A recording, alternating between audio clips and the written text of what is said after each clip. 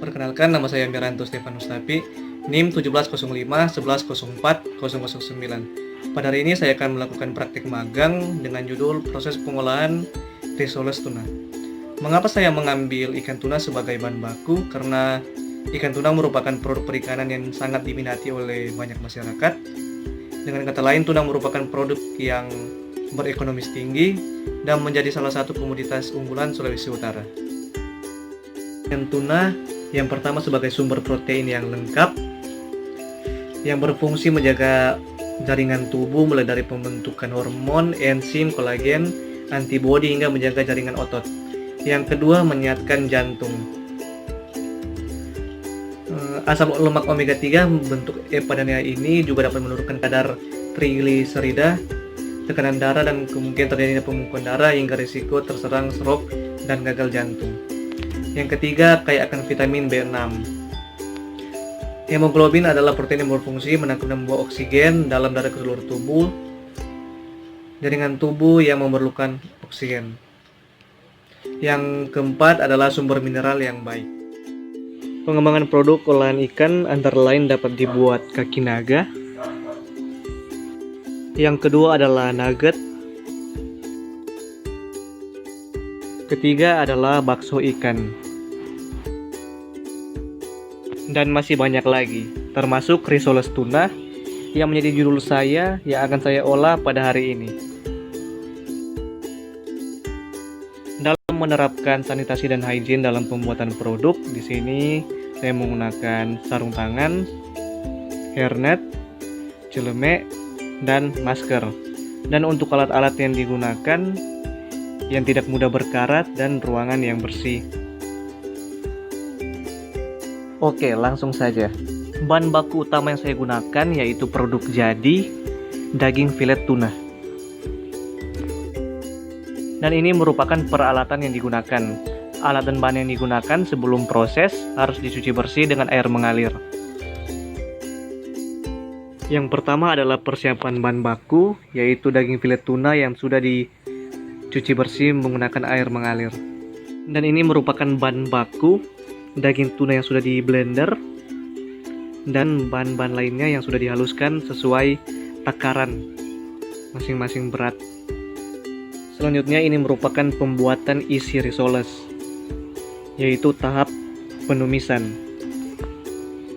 Setelah kita masukkan bawang putih, kita masukkan daun bawang,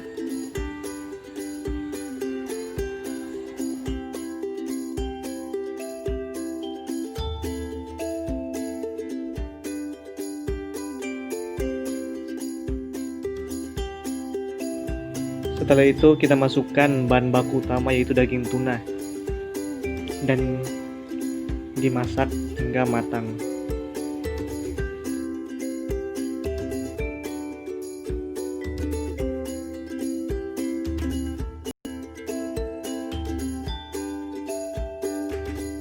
Lalu kita masukkan wortel dan daun seledri.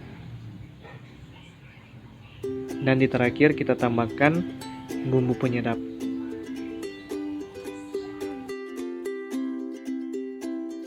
Ini merupakan hasil dari penumisan yang sudah matang.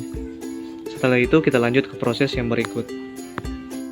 Kita masuk pada tahap pembuatan kulit risoles, yaitu menggunakan 2 butir telur, tepung terigu sesuai takaran, dan air 500 gram.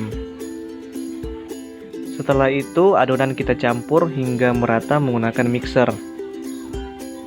Dan ini merupakan adonan yang sudah jadi. Masih pada tahap pembuatan kulit risoles. Pada tahap ini adonan yang tadi sudah disiapkan didadar tipis-tipis. Dan dimasak hingga matang.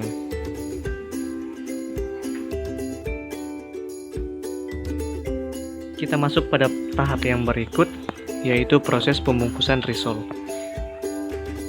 Kulit risol diisi daging tadi, lalu dilipat seperti amplop dan digulung, melingkar ke depan. Dan pada proses selanjutnya yaitu pembuatan butter. Pada proses ini menggunakan air, tepung maizena, dan tepung terigu secukupnya, sesuai kebutuhan.